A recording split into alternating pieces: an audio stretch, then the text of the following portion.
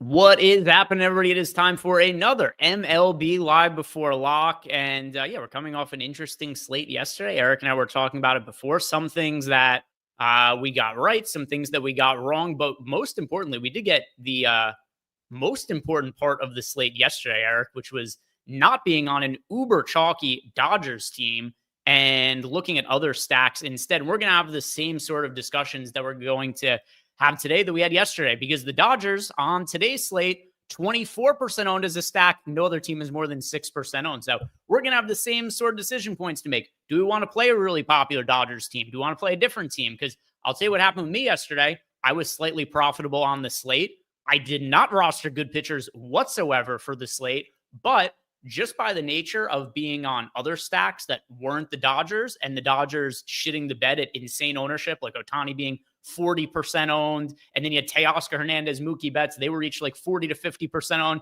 depending what contest you're in. Just by being off the Dodgers and rostering other offenses that scored some runs, it ended up being slightly profitable for me. And now this is going to be another slate. We're going to have to figure out, what do we do? Dodgers, 8.5 team total for today, going up against Austin Gomber and the Colorado Rockies. Super popular. So we're going to be talking through that, guys. Do us favors. You're watching the show, like the video, subscribe to the YouTube channel. If you are a Stokastic sub and you have questions for us over the course of the show, hit me up in Discord. Eric and I are going to be on the lookout for any of those questions that we have there. And by the way, also, mea culpa. Have to, every once in a while, you got to take an L in these streets. And King Mana, he was big on Rogers yesterday. I thought he was a good-looking play on FanDuel, serviceable. Yeah. Didn't like playing Rogers over on DraftKings. And clearly, in hindsight, I should have liked playing Rogers a little bit more. So shout out to King Mana, who said that he was going to be big on Rogers for yesterday. And yeah, if I had played Rogers with the stacks that I liked, it would have been, instead of a decent day, a really good day for yesterday. But I had a pretty good day. I mean, I tripled up $600 on FanDuel with Rogers as kind of the main guy. Yamamoto had some good lineups in the main, the $9 and the $3, and was looking really good. I was sweating my balls off in the 7th inning because I thought Yamamoto was going to lose his quality start, and I was going to break everything in this room except for my dog because I love him. But it was super tilted. Strider, though, we talked about that. We were below on Strider. I had White Sox lineups that looked pretty good on DK and like the $1, the $3. I just played like 20 max stuff over there. Same thing today. But overall, felt really good. Yes, this is hilarious. Can you guess? Because I know what it was earlier today. I want you to guess what Austin Gomber's fantasy is on PrizePicks. FanDuel scoring, for what it's worth. FanDuel scoring. So it has the quality start baked in. It has, 3 per strikeout, 1 per out. What do you think his pitching fantasy score is today? There's no, so I don't have access to PrizePicks from New Jersey. There's I do. No negatives for walks. So there's no negative scores, but it's the same number that it was earlier today, for what it's worth. So I had to double check. So it's the same as FanDuel scoring. Same as FanDuel scoring. So What do you think Austin Gomber's fantasy projection is today on FanDuel on PrizePicks? All right. So the first thing I'm going to do is I want to see what is our FanDuel projection for him. All right. So our FanDuel projection for Austin Gomber, I'll use this as kind of like a benchmark, is... C-Dot, I basically just wanted to time you out for like a minute. I apologize if I banned you. That was not the point. So I'm not looking at chat anyway. So we have it at 13.2 as our FanDuel projection for Gomber. Just based on your tone, I'm going to assume the number is lower. So I'll say 11.5. 9.5. Boy, that's a low number. I've never seen a single digit number for a guy who's expected to pitch 5 innings in my life. Like, this is the most insane thing. And here's the thing. I have him for 12 and change, and I haven't clicked on it yet. Like, I really want to. I feel like I should, because that's like a 18% edge, but like, I still haven't clicked on it yet. We got a super chat here from Melly B2. So, Melly, there is no question here. You don't, if you wanted to just leave us a super chat, thank you very much for the support. If you have a question attached to this, don't leave another super chat or anything. Just throw your question into the YouTube chat, and I'll be on the lookout for it. But thank you for the super chat there. But yeah, if you have any kind of question about the slate or anything like that, just throw it into the YouTube chat and I will read that off and answer it on the show. But there was no question attached to that particular super chat there. Let's start looking at the pitching for today. And one thing that we are definitely going to have to consider here, Eric, is depending what it is that you want to do with the Dodgers, that dramatically changes who it is that you could potentially get to at pitcher. Because if you want to play the Dodgers, well, you can't play the Dodgers and be like, hey, I got Brandon Woodruff, Carlos Rodon as my pitchers, and I'm stacking up the Dodgers. There's a salary issue there. So you got two pitchers who are priced above 10 or 10K plus. Brandon Woodruff, 10.5. Carlos Rodon is 10,000. Both of them single-digit owned. And the reason is, well, there's some pretty good pitchers in the 9K range, but also all that popularity of the Dodgers kind of precludes people from being able to pay up for the top pitchers. Between Woodruff and Rodon, neither of whom the Sims are loving, do you have a preference between these two? Yeah, Rodon by a mile. And I like Woodruff, but they have proven, the Milwaukee Brewers have proven that they are going to make it impossible for you to figure out what his outs are going to be. Like, how many pitches is he actually going to go? And as recently as an hour ago, because I just got done with my Peloton, normally do like my little afternoon Peloton and then feed my dog. He falls asleep, and now I'm, back at the computer until 9 p.m. my time, 3:22 right now. But they didn't have an outs prop for Woodruff. And so it had it's up to 17.5 now. Like, this was what I was very worried about. I think that's got to be an under. Like, we're coming off of some crazy pitch allotments. Obviously, the reason that it opens that high and it's only available, I'm looking at on Caesars right now, they don't have it available at any other site, including the exchanges. They're not even letting people get the low-hanging fruit over there where, like, you could snipe something from somebody silly and just post some egregious lines and potentially get it picked up. But, like, I think it's impossible to figure exactly where Woodruff is going to be landing in terms of a pitch count because it's a doubleheader. So I'm pulling up right now what we got from the game one log just to have an idea of like where Woodruff could go in terms of like a pitch mix, because Milwaukee was trailing. So they didn't use their main bullpen arms. In fact, they only had to go Patrick, Miller, Myers. So they burned Myers for the day. But like, I think that keeps it still pretty intact in terms of a bullpen. They were able to kind of get things done yesterday where McGill hasn't gotten used for 2 days. Aaron Ashby is somebody who can eat more than one inning if they need him to. Nick Mears, same thing. I think this is probably one of those interesting spots where like you could get 70 pitches for him or 100 pitches for him, but I got to lean more towards the 70, no? I don't know what to make. There are so many pitchers I don't know what to make of their pitch counts for the rest of the year, because when it comes to Woodruff, I felt pretty good before his last start that we were going to see a decent amount of pitches coming from him for the rest of the season. And now I just have because his pitches went down and they were kind of trending upward. I know that he went from 88 pitches against the Nationals to 79 against the Mets, but he'd already pitched 7 innings against the Mets. It kind of makes sense they wouldn't bring him out for the 8th inning at that point. Then he has this outing against the Pirates where only throws 65 pitches. I guess you could say they won that game 12-5. Let's see. What was the score at the time that he came out, though? They were smashing. They were smashing. They were killing Pittsburgh. It was 6-0. That's a lead, but I don't know that's enough where it's like starter comes out of the game because we've got a 6-run cushion. It's hard. I mean, I can't believe that Caesars actually opened an outs prop. Like, this was not open on any book all day. And I had something where I was just basically like, hey, I'm going to refer back to this because I thought if it was like 15.5, it'd be an interesting under. I'm almost alarmed to see 17.5 purely because I'm like, I feel like I have to take the under out of principle there.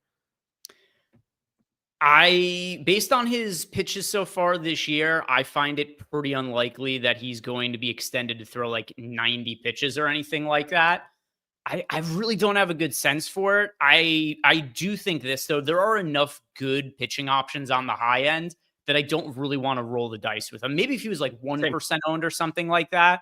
But at 9% ownership, I'd rather save money and go to Nick Pivetta or Joe Ryan or Hunter Green, where number one, we already have these guys all projected better than Woodruff, but they're also not, other than Hunter Green's pretty popular, but Nick Pivetta, Joe Ryan, they're only marginally more popular than Brandon Woodruff, and I just don't have the same pitch count concerns with those guys. Yeah, the same thing. I feel the same way as you. I feel like out of principle, I want to take this under. I'm just staring at it now, and I got to stop thinking about it here. But we've got, 45 minutes here until lock. And then we've got basically, well, this game it's not supposed to start until 8:05 Eastern, 5:05 our time. So there's still an hour and a half for books to roll that out. If you're telling me 17.5, though, I think he's got to be in play at that kind of a number, but I don't trust that number. I'm more inclined to take an under just based on what we've seen and how they've treated him. And the fact that Milwaukee has an entire pen pretty much at their disposal, even though they played yesterday, even though they had a morning game here as well. I think this is just one of those weird spots where I'm always inclined to find a way to get different by getting up to really good pitchers. But Woodruff is, could pitch 70 or 100 pitches. And Rodon, I feel like, is in the most miserable spot you could possibly be in, taking on Tampa that doesn't really strike out a ton. And then you're in a little league ballpark, basically. So, yeah, we should just jump down to the Joe Ryan, Nick Pivetta. It's just an opportunity cost thing. And with the Dodgers on this slate, with a lot of other expensive bats we want to get to on this slate, not a lot of reason to embrace that risk. We did get a follow-up from Melly B. So what Melly wants to know is what game would be the top stack tonight? So Eric, if you wanted to make a game stack for today and play both sides of it, is there a particular game today that you like stacking up both sides of? Outside of Coors Field, because I feel like Coors Field is the mega chalk answer. We'll say outside of Coors Field. Yeah, outside of Coors Field, I'd say it's the Athletics in Minnesota. I don't love stacking against Joe Ryan in general. I am going to say, yeah, I feel pretty good about my answer.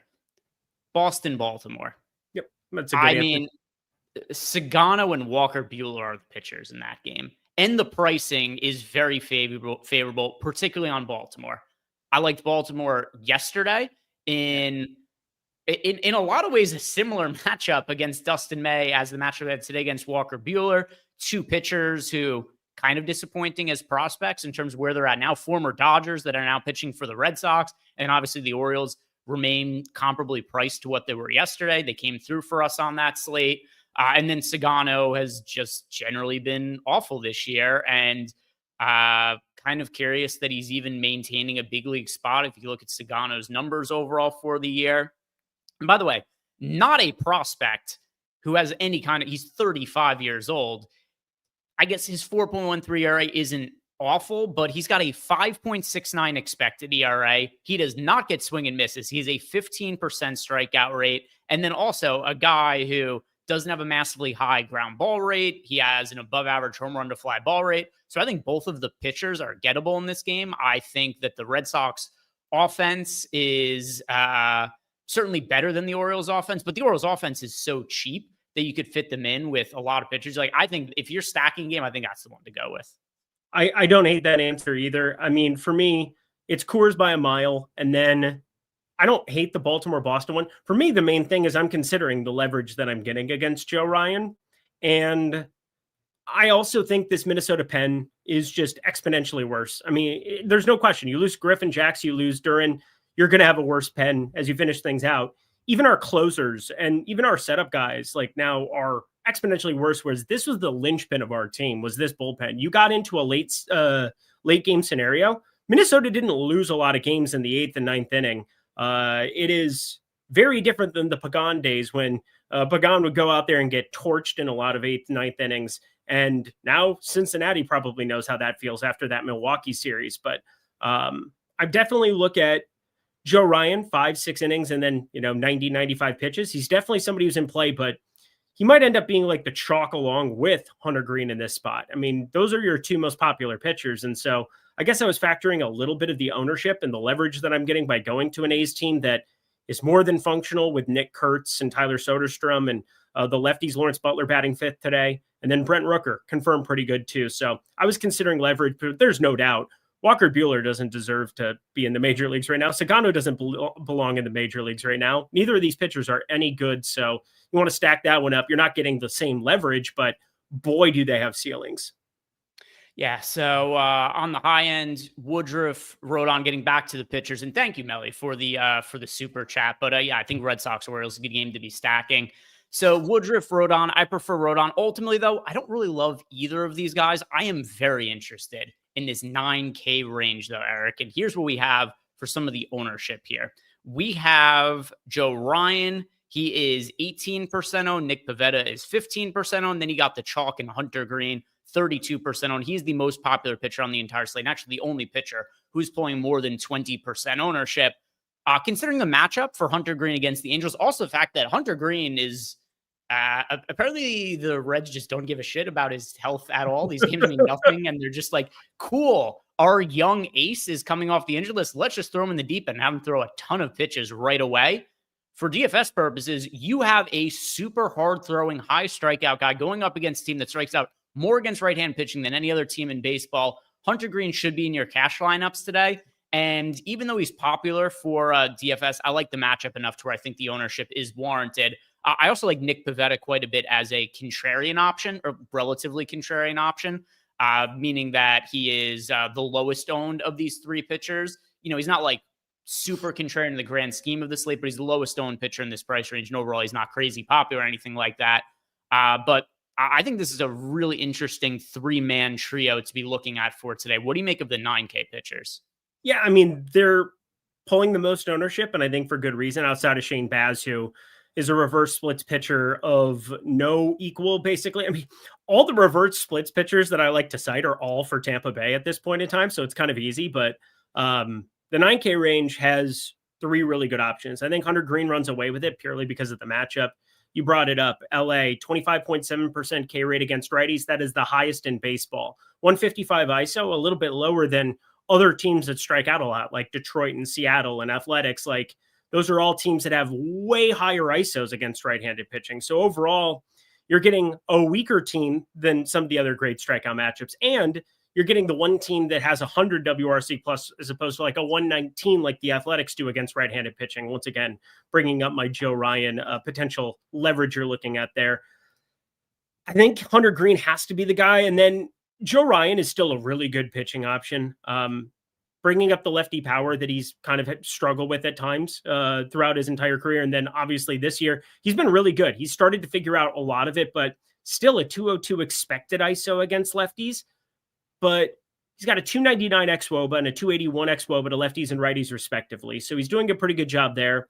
And then he just destroys righties. I mean, that's the Joe Ryan game. If you watch the Minnesota Twins, they always cite it. They always bring up that he has a 33% strikeout rate against righties. Like, that's just the thing that they constantly bring up over and over again. It's just that there's not like a ton of them there. And then the ones that are there are pretty freaking good. Rooker and Shea Langoliers up top. Like, it's a freaky spot for Joe Ryan, but I think he's my second favorite amongst the three. And then Nick Pivetta, who, I will say this, books absolutely love Nick Pivetta, and we, as Stokastic, absolutely love Joe Ryan. So I'm more in the camp of the Joe Ryan over Nick Pivetta from a DFS perspective. I'm curious where you land on that. Yeah, so for me, I prefer Nick Pivetta to Joe Ryan. It helps that Nick Pivetta is slightly lower owned. I also like his matchup against the Giants quite a bit. And Nick Pivetta has also sneakily had a really, really good season. He's got a 2.87 ERA, 3.77 expected ERA, 3.76 expected ERA, 3.27 FIP. And also, over the course of the last 3 years, has developed into a really strong strikeout pitcher. Earlier in his career, he was kind of up and down in terms of strikeouts. Like, he'd have a 27% strikeout rate, then 21%, then it'd be 27%, then 24%. The last 3 years, his strikeout rate, 31%, 29%, 26%. And this kind of like he's a mid to high 20% strikeout pitcher. And then also in a matchup that I kind of like against the Giants as well.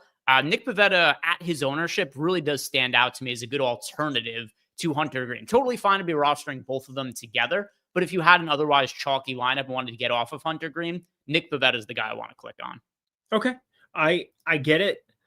I'm having a tough time with it because there's one pitcher who's pulling like no ownership that I like. Not Bryce Elder, I'll tell you that much. 6K Sims have been getting to Bryce Elder a lot throughout the day, and I'm very curious what you think about that one too. But for DraftKings purposes, you got to play 2 pitchers. I think Joe Ryan probably ends up being the guy that I pair with the most with Hunter Green. Only thing that I'm worried about is that the field tends to be doing the same thing. If you give me comparable ownership like we have projected, probably with you where Nick Pivetta ends up being the guy. But I do think Joe Ryan probably takes a little bit more of the steam, if we're being honest. And so I'll probably nerf him a little bit before we get to lock here, because I'm playing 150 over on DK, 170 lineups actually, because I'm playing the 20 max too. But like, I think I'll probably land somewhere in that 20-25% on Joe Ryan, maybe around the same on Nick Pivetta when it's all said and done, and just kind of like making 50+% Hunter Green my main stand here, and then spreading the board with a couple of these cheapies. 8K range, field is sleeping on Jacob Lopez here. Sure are. Definitely had some concerns about him in his last start, considering that he was coming off a start where he threw 116 pitches. I think that was the number. 2 starts goes 116 pitches. And it's like, is he going to be fatigued heading into his next start? This guy's a stud. 3.3 ERA, 3.45 expected ERA, 29% strikeout rate. I don't think there's a single pitcher who's been more profitable for me this year than Jacob Lopez. I've had a number of high finishing GPP lineups with him. Trevor Rogers. Our data, this is definitely a stand I'm different on than our data, but I think I've been different in the field on Jacob Lopez for like 3 months now when it comes to this guy. I don't hate the matchup against your Minnesota Twins, Eric, but also it helps that he's on the road. Anytime he's not pitching in that crazy hitter-friendly environment in Sacramento, that's always going to be a good thing for Jacob Lopez. You're getting a guy who's modestly priced $8,200, isn't pulling ownership, nearly a 30% strikeout rate. I don't know what I'm missing that he's only 7% owned. He's going to be higher owned. There's just no way. I'm clicking on Jacob Lopez. This was the guy I was referring to as well. And this is why I also said this is a game that I want to play every single bit of. I think something's going to win out big time in this game for GPPs, whether it's pitching or hitting, because the hitting is ridiculous. Like, the Twins have so much power at the top of this lineup with Buxton, Jeffers, Keishel, Royce Lewis, Brooks Lee from both sides. And Jacob Lopez is ridiculous against lefties. And we somehow have Larnach, Clemens, and Wallner all in this lineup today, who are massive strikeout guys. And Jacob Lopez is nearly like a 30% strikeout guy against lefties. So like, something has to win out in this game. So I'm playing a lot of Jacob Lopez. I'm going to play, a little bit of Joe Ryan. We kind of talked through that talking point and why I'm a little worried that his ownership gets nuked.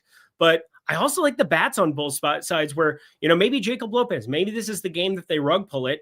The guy, I talked about it last time. We both liked him on the slate. I was just worried that, hey, he wants to get himself a contract. Same thing with Trevor Rogers, 2 southpaws who are going to make a lot of money here very, very shortly. But Lopez, you said he had 2 years of team control still, but they had no regard in just letting him go out there. He was mowing down Tampa Bay at home last time out. It was the Washington game. I jammed the over of 16.5 outs for Jacob Lopez, and that came to fruition in a major way. Like, I don't know what the field's sleeping on here either, but I got to think that there's going to be more ownership coming in there because, otherwise this is just like the wind's out ever so slightly. It's 80 degrees, 70% humidity. I've got siblings at the game that are going to the game tonight. So like they're talking, it feels a little bit warmer to them. I usually text them before they go to the games just to like see what's up. But I want to play all 4 quadrants of this game. Yeah.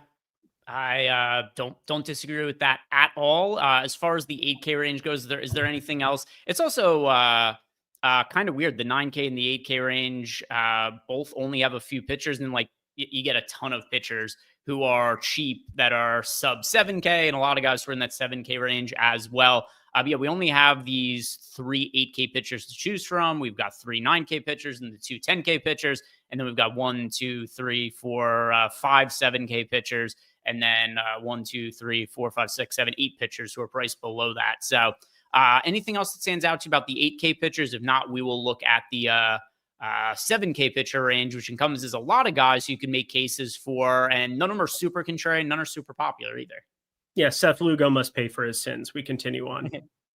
We also got a question in Discord. This is from John the Bettist. He wants to know, is there ever a point where you change a player's projection instead of just giving an ROI boost? I boosted Lopez a lot and got none of him by 20 max build. Is it a bad idea to give him an added point projection? So it effectively does the same thing. You could do it however you want. you could either drastically increase the player's projection, you could drastically increase their sim ROI. Ultimately, that's just going to get you somebody in lineups more than our data otherwise likes them, but there's not really a significant difference in terms of which way you go about doing it. It's just your own, whatever you find easiest. I often find the sim ROIs easiest to just change an individual player. So from an ease standpoint, I say do the ROI boost. But yeah, just your own personal preference, John, in terms of how you want to go about doing it. Let's see. Let's go to the 7K pitchers now, Eric. I know you had mentioned just before we wrapped up the 8K range that Seth Lugo must pay for his sins, potentially tipping that you like the Rangers when we get to stacks in a little bit.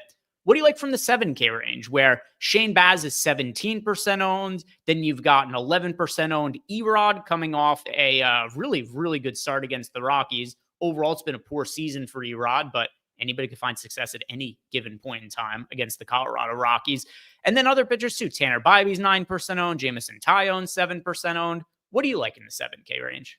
Yeah, I like Shane Baz quite a bit. I ended up taking his over 16.5 outs, 15.5 outs, I think it was as well. A couple of pick'em cards that we got earlier, but I like Shane Baz here in this spot. He's an extreme reverse splits pitcher, and his game log, I mean, he hasn't even been that efficient at times, and they still have been giving him like high 90s, low 100. Like he got up to 100 pitches recently, 3 outings ago.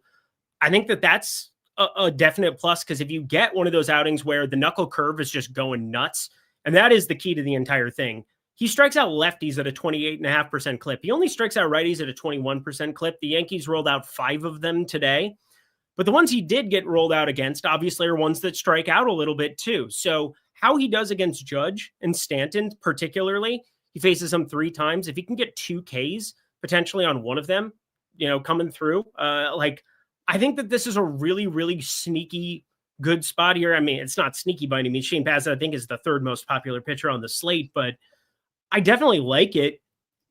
He's showing up like nearly in a third of my lineup. Same thing that you've got there on your screen. I'm right around 31% for him.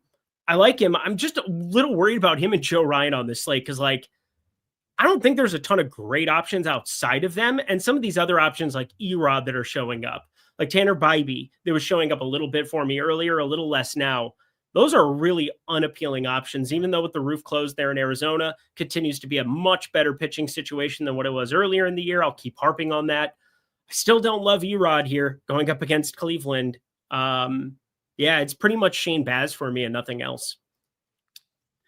He is the one guy who's pulling some ownership here. Like I said before, he is 17%. So he is the most popular one overall here in the data. I don't disagree with you. Looking through some of the, like if you had a lineup or two with Bybee or with Tyone, I don't love them, but I don't think it's like the end of the world if they showed up in a lineup or anything like that. One guy who we got a question about from Einstein, he wanted to know our thoughts on Shane Smith. I find it hard to get behind Shane Smith. I know that the Braves have been super up and down this season, but I think there's just better options to be getting to than Shane Smith. Back. No, thank you. No, thank Shane you. Smith overall for the year, his numbers aren't terrible with a 4.01 ERA and a 4.35 expected ERA, but he doesn't strike out a ton of hitters. And there's just to me better quality caliber pitchers around him. Then also he's on the road. He's in Atlanta. Still, it's not like the offense totally sucks. It's just been underwhelming relative to expectations this year. So I prefer to not take shots on Shane Smith. I would agree with you. Shane Smith, I mean, you get an Atlanta team. Think about how much Acuna has been out this year to start off the year, then a little bit in the middle of the year here now. You get him back in there, and they're still like a 108 WRC plus against righties. It's a really, really, really tough sell for me to get to Atlanta. The one thing that they can do is hit righty pitching. And then I guess we should briefly touch on Erod here and any kind of thoughts you have on him. His last start, you and I were on the wrong side of it. We liked stacking against him when he was pulling a little bit of ownership in Coors Field. His numbers overall for the year remain pretty poor. 5.4 ERA, 4.3 expected ERA, but also keep in mind this is a guy who throughout his career has always underperformed his peripheral stats by, like 0.3 to 0.4 of an ERA. So it's not like crazy that his ERA is a full run higher than his expected ERA. Not the first nor the last time that'll happen to Erod. Now he is drawing I don't want to say it's a more difficult matchup just because he's no longer pitching in Coors Field. Just that Rockies team is so shitty, like they could just stink at any point in time on any given day. My preference is to also not play Erod. I think he could end up being a little bit more popular than his projection, his ownership projection, just because he did break the slate the last time he pitched, and that's usually something that resonates with people. Yeah, and I know people like to harp on Cleveland sucks against lefties. They do. 129 ISO, 79 WRC plus. There's no question that you take Kyle Manzardo out of the lineup. You take, you put David Fry in there, who's been just god awful to start off. And I was a big David Fry is going to be an awesome platoon guy once upon a time. Boy, oh boy, this lineup looks terrible going out there against Erod. 4.2 implied run total. Obviously roof closed, good pitching situation. And yet it's really hard for me to want to back this version of Erod. It really, really is. I've been staring at his strikeout prop all day long, 4.5. Feel like taking the under on it, but I haven't pulled the trigger on it. Probably won't when it's all said and done. I just look at that as a baseline, 4.5 for him. Look at what else we've got on the slate. Emmett Sheehan's at 5.5. Hunter Green is 7.5. We've got Brandon Woodruff at 5.5, 6.5, depending on which book you're looking at. At least they have strikeout props for him. Jacob Lopez, 5.5. Joe Ryan, 6.5. It would take a lot of lineups. Shane Paz, 5.5. Like, it'd take a lot of lineups for me to land on Erod. And considering I'm playing, 150, I bet I get a little bit when it's all said and done. But in 20 max, I'd be very shocked if I got one lineup of Erod. Sniffs1234 asked us, what about Tyone with the wind blowing in? Like, if you had him in 1 out of 20 lineups, I wouldn't say you have to take him out or anything like that, but don't go out of your way to target Jameson Tyone. The biggest issues here, first off, the matchup, even with the wind blowing in, it's not good. But then also his strikeout rate has dipped significantly the last couple of years. Last year was 18.5%. This year it's 19%. And then also when you consider where the Cubs are in the standings relative to the Brewers right now, and really the only way for the Cubs to get back into the divisional race is they probably have to win all of their remaining games against the Brewers. I think he might have a pretty quick hook in this spot as well. Not quite to the extent of a playoff game, but get into like the 4th inning, he allows a couple of guys on base. And even if he's only at 60 pitches, I wouldn't be stunned to see him come out of the game in that kind of scenario. So Jameson Tyone, if you're only playing a few lineups, Tyone wouldn't be in one of those lineups for me. Yeah, it's for me just 81 pitches, I think it was, that he got to with the Iowa Cubs in his last start. Not a ton of workload concerns, like outside of the fact that he's been terrible, but everything Greg cited, there's not a lot of reason to end up firing it up. And I mean, this is a Milwaukee team that, yeah, even with the wind in, even with the situations here, I don't feel like I really want to go out of my way to pick on them. Frelick, Durbin, Contreras, Yelich. I mean, you're getting the main grouping yet again. I mean, they didn't even switch catchers coming back around for this one. Danny Jansen's out there again. So like, it's really hard for me to look at anything for Jameson Tyone and think I want to click on him. Are there any punt pitchers that you're liking for today? As far as ownership goes, here's what we've got. We've got 14% ownership going to Bryce Elder. We've got, I can't believe the field is playing Walker Buehler's 13% owned. I get he's super cheap. And then you've also got Emmett Sheehan is 12% owned. This is the trickle-down effect of the Dodgers playing in Coors Field and being projected with a team total of 1 billion runs. You get absolute dog shit pitchers that all of a sudden show up as being somewhat popular. Like, you've got Emmett Sheehan, who, by the way, actually, I think Sheehan's decent. It's just he's pitching in Coors. He's not the kind of pitcher you typically want to roster in Coors Field. But you got Sheehan, Bryce Elder, and Walker Buehler all at least 12% owned. This is the opportunity cost of trying to stack the Dodgers. What do you make of the cheap pitchers, Eric? Is there anybody that you are gravitating towards? For what it's worth in the Sims, Bryce Elder is showing up the most of all those cheapies. Yeah, and it's got to just be a product of the fact that the Dodgers exist on this slate, because there's nothing about Bryce Elder. I mean, everybody else, Walker Buehler, nearly a 5 implied run total. K-Wei Tang, same thing. Also workload concern for him. Kyle Hendricks, no strikeouts whatsoever. He might as well be Kyle Hendricks with no K at the end. Sagano, no thank you. Absolutely not. For me, it's Emmett Sheehan, 6,700. Like, if we're talking sub 7K guys, this is definitely the dude. It's the Colorado Rockies on the other side. You didn't get any benefits in terms of what a lineup is. Sometimes you get those random, like no Freeman up top lineups. Those would be a lot of fun.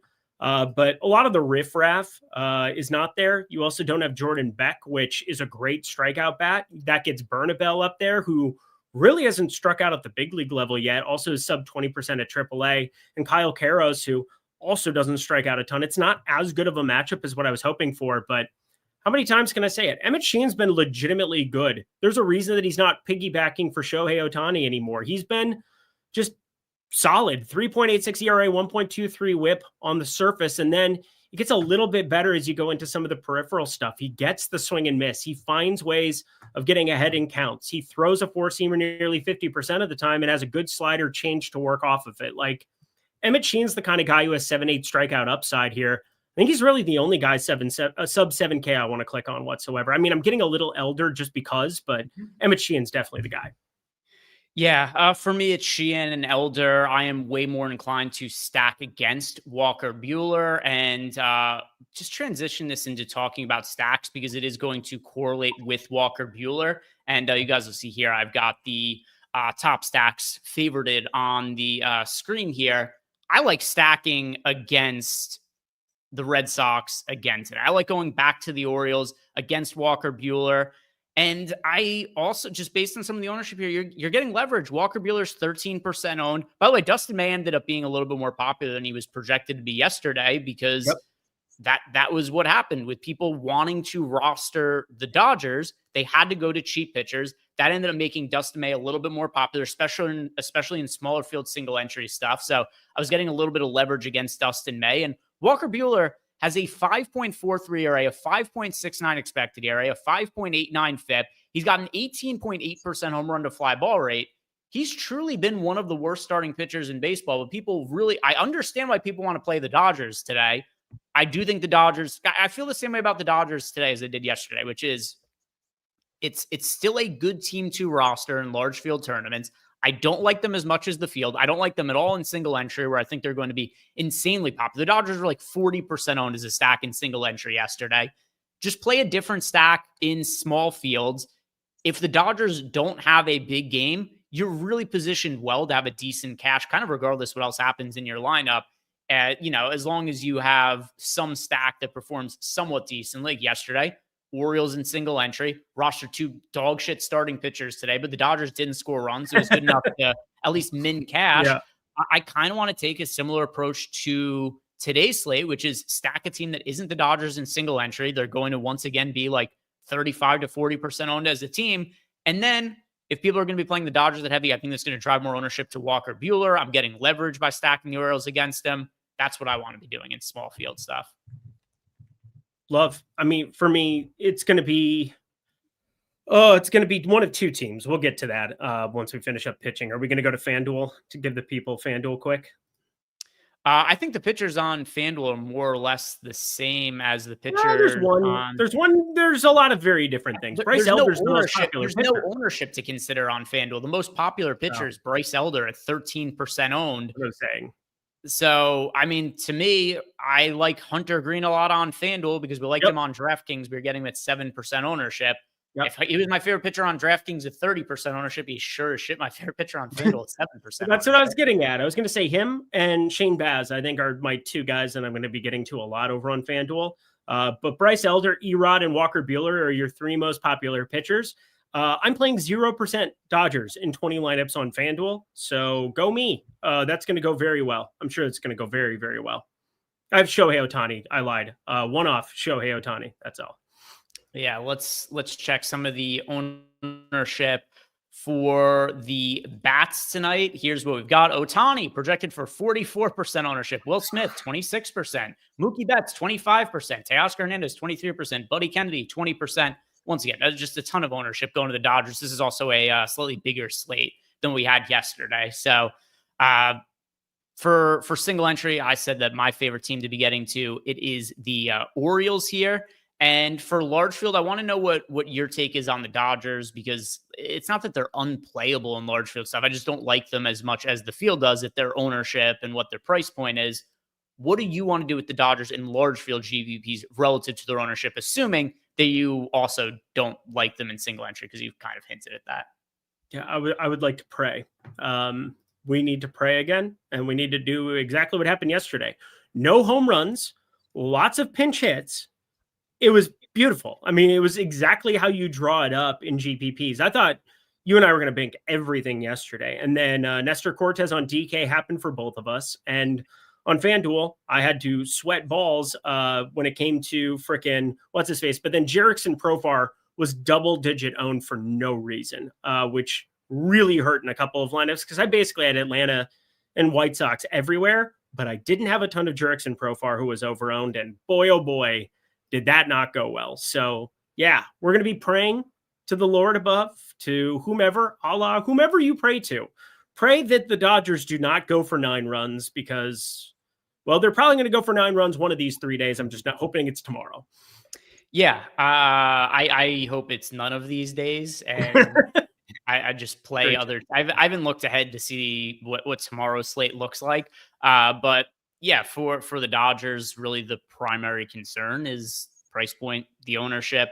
If they were low owned and they weren't, this price point, then yeah, I'd want to play them. This isn't that we think the Dodgers are going to be bad. It's just that we think they're a little bit too popular. They're pulling, mid 20% ownership over on DraftKings. They're projected for 28% ownership as a stack over on FanDuel. And then every other team is contrarian as a result of that. So let's go and look at some of the other stacks on DraftKings or FanDuel. Because once again, this is where I think stacks look the same to me on both sites because the Dodgers are so popular on DraftKings and FanDuel that every other team then ends up becoming contrarian on DraftKings and FanDuel. So outside of the teams we've already discussed, who else is a priority for you to be stacking up today?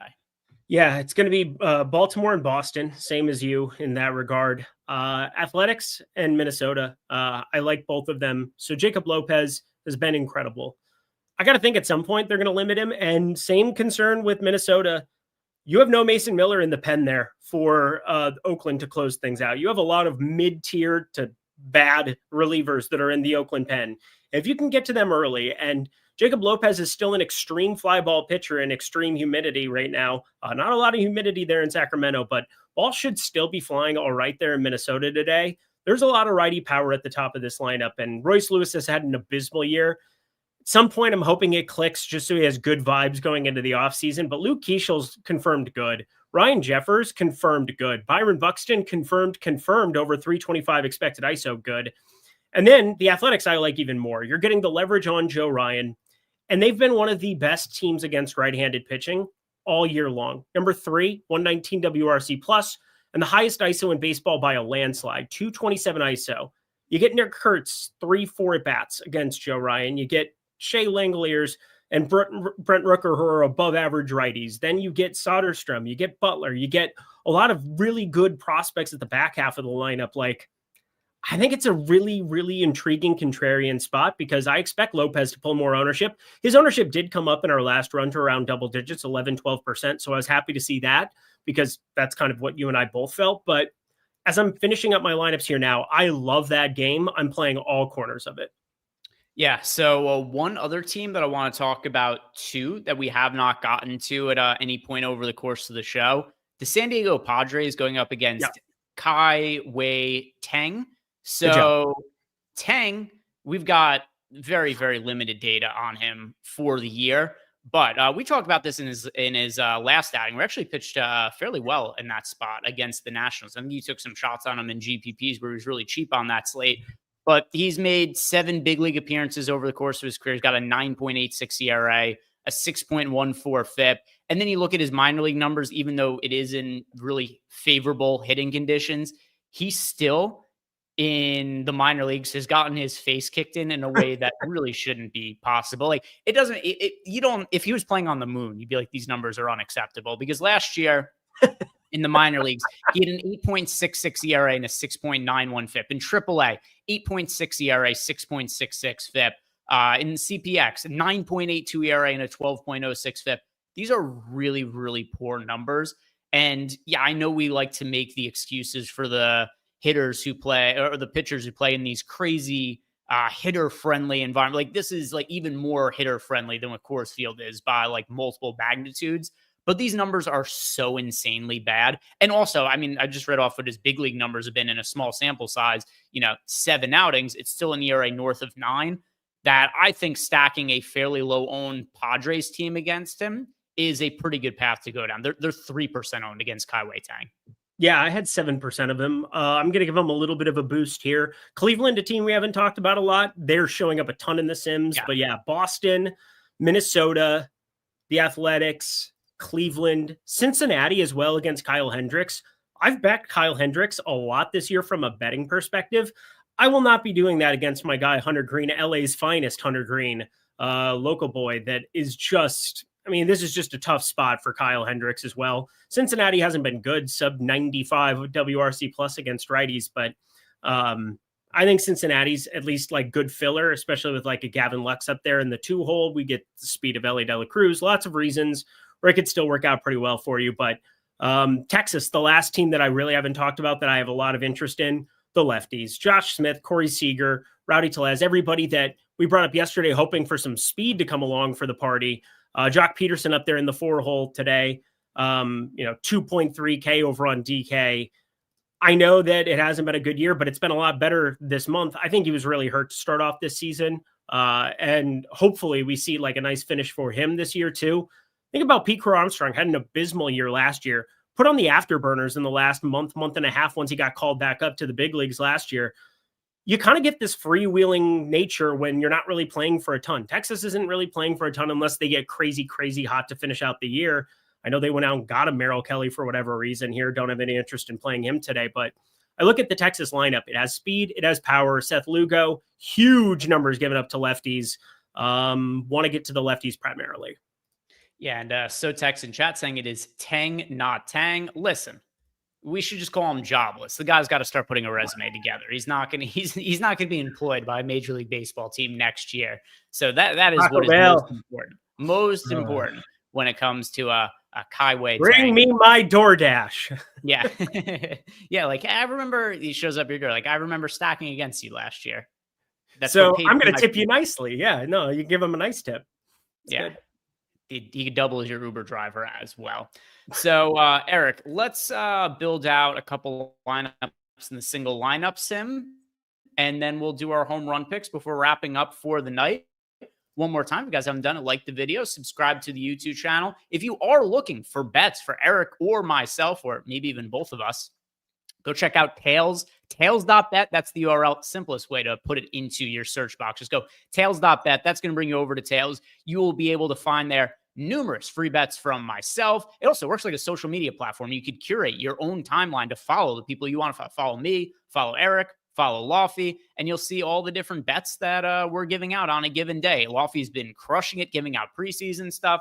I've been posting bets for numerous, MMA cards or for MLB slate or for preseason WNBA. So yeah, I'm posting a little bit of everything over at Tails. And once again, everything I post there is totally free. So go follow me over at tails.bet to get yourselves some more bets from myself. Eric, here's what we're going to do. We'll build one lineup for DraftKings, we'll build one lineup for FanDuel, and I'm going to let you choose what team we are stacking in the DK lineup to begin with. Ooh. Let's go to Baltimore. Again, we stacked them up yesterday. They ended up being lovely to some extent. Like we still found some nice pieces. Gunnar Henderson was like really good yesterday. The Jordan Westberg thing was just unlucky. I had a lineup that finished top 30 in the $3 with Jordan Westberg in it, which was really hurtful. But any advice for first time using the tools for baseball? Yeah. Let the tools think for you more than anything. Yeah. So it's hard to give all the ins and outs on the show here, Malukar. Here's what you should do, though. Watch the tutorial video that I put out on how to use the Sims. And then if you have any questions, message me on Twitter and I will get back to you. Or you can message me in Discord, wherever it is that you want to message me. But here, I'll send you the video. Here's what I'll do. I will DM you the video as soon as the show ends, Malukar, and you could go ahead and check that out and then let me know. And by video, he means his cock. So there you go. Listen, there's different ways to help all kinds of folks out there. Who are we stacking, Eric? Who are we putting in this Orioles lineup?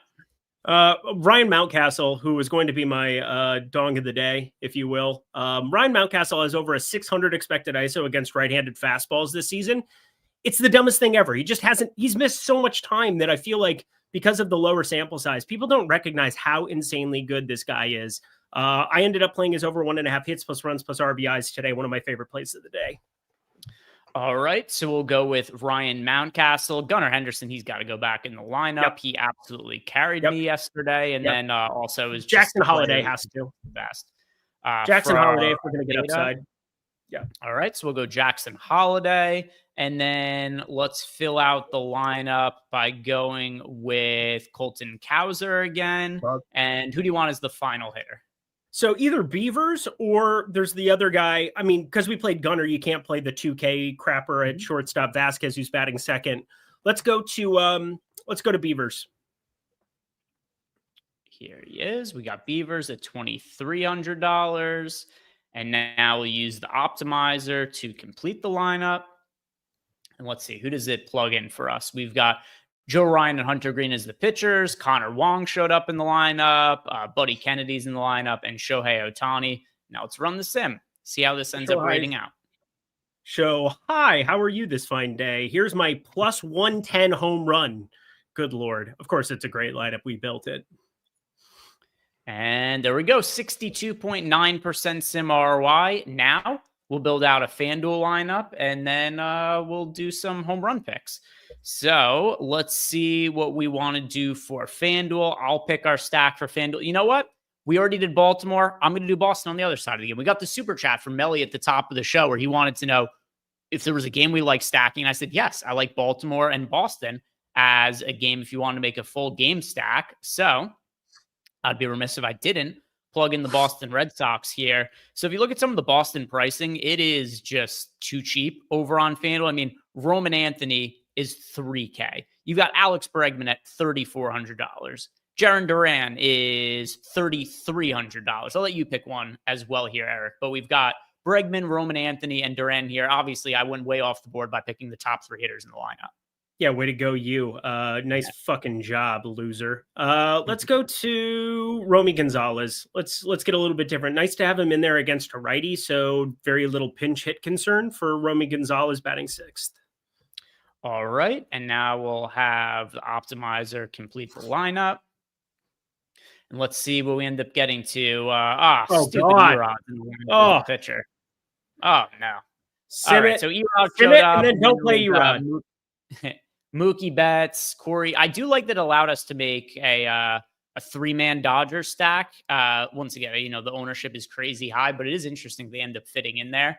But let's run the sim and see how this lineup ends up rating out. Definitely is piece that I individually don't love, but yeah, no Nate Lowe available on FanDuel today. Nice shot by them. Yeah, 12.9%. I have a feeling that if we made some adjustments and took out Erod, maybe because when you press the optimize button, it just fills it out with the highest projected players. If we considered some of the ownership and took out some of, Will Smith's 30% owned, Betts is 40% owned, Teoscar Hernandez is 31%. I think if we would have gone to a different direction instead of the Dodgers as a secondary stack, probably would have helped us a little bit. Maybe also not having Erod in at pitcher. But that is going to do it for our lineup building. If you guys want access to the single lineup sims, you get signed up for any of the packages we have here at Stokastic using the link down below in the YouTube description box. All of them do come with access to the single lineup sim. So we are not going to have time to read off everybody's home run picks, but that is not going to preclude Eric and I from doing our home run picks before signing off here. So Eric, who are you picking to go yard tonight? So I gave you the Mountcastle piece already, talked about that. He was going to be my dong of the day. Some of the bets I have aren't necessarily DFS plays, Junior Caminero, Ezequiel Tovar, because in betting, it's price and probability. But in these streets, it's also about salary. And so we have to keep that into account. And if you want to get a little bit off the board, if you want to find a way to get a little bit different today and potentially find your way into a GPP winner, the guy who meets both sides of the equation for me is Tyler Soderstrom. I absolutely love him going up against Joe Ryan in this spot. Plus 500 is where we were able to get him. I got him plus 540 over an exchange. There's a reason I'm up over 14 units now on Lindy's long balls, up over 25 units now in the season in home runs, because we find spots like this where there's just value. And Tyler Soderstrom, 221 expected ISO, 19 homers against righties. Joe Ryan, that's the only thing he's struggled with all year. 202 expected ISO to lefties. You get Kurtz, you get Soderstrom, get those two. They're my two pieces of deviations in my single entry lineup. Tyler Soderstrom goes yard. I might pick Gunnar Henderson to homer on every single slate. I love this as a spot for Gunnar Henderson to go yard yet It's your Matt Olson. It is your Matt Olson. Yeah. He is, although I've only picked him twice. Tom Olson's picked Matt Olson. However many MLB games the Braves have played this year, he's picked him. But I'm going with Gunnar Henderson again today. So guys, thank you very much for watching. I see that we did get a handful of home run picks in chat, but don't worry. We'll make sure that we make some time to read off your home run picks for tomorrow. For today, good luck. Enjoy the slate, guys. We'll see you back here tomorrow. Peace. Have a good night.